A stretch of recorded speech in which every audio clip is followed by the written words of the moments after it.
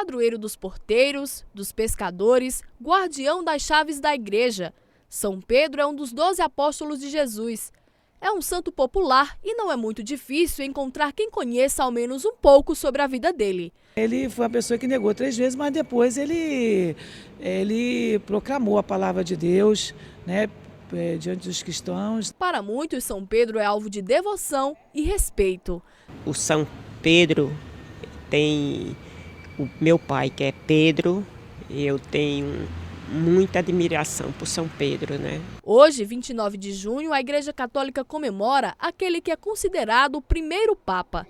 Pedro chegou a negar Jesus por 3 vezes, mas depois recebeu a missão de conduzir o povo de Deus. Morreu crucificado de cabeça para baixo, tornando-se, além de santo, mártir. Mas São Pedro não é o único santo celebrado hoje pela Igreja. São Paulo divide com ele as comemorações. Também é um dos 12 apóstolos, um santo importante para os católicos, mas pouco lembrado.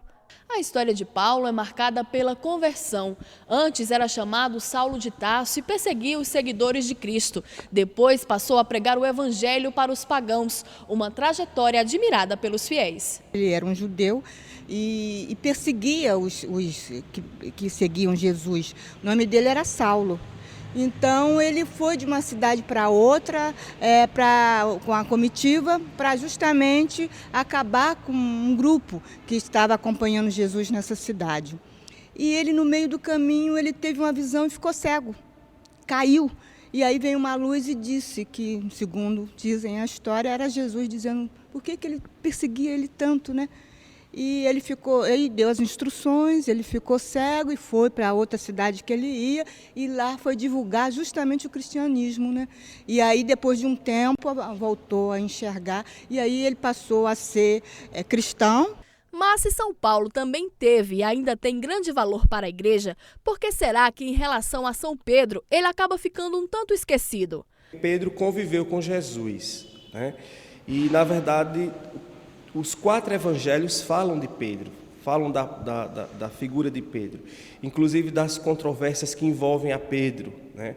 Ele era um discípulo bem próximo de Jesus, então daí desta proximidade a mais devoção entre o povo em relação a São Paulo. Para os que professam a fé católica, o fato mais curioso na vida de São Paulo é que ele passou de perseguidor a perseguido. Também foi martirizado e decapitado. Esse encontro que ele teve com Jesus, né, no caminho de Damasco, em que ele se considerou convertido e a partir de então passou a anunciar Jesus Cristo.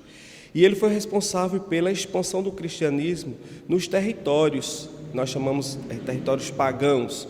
Por isso que ele é considerado o apóstolo dos gentios, de todos os povos, de todas as gentes, de todas as nações.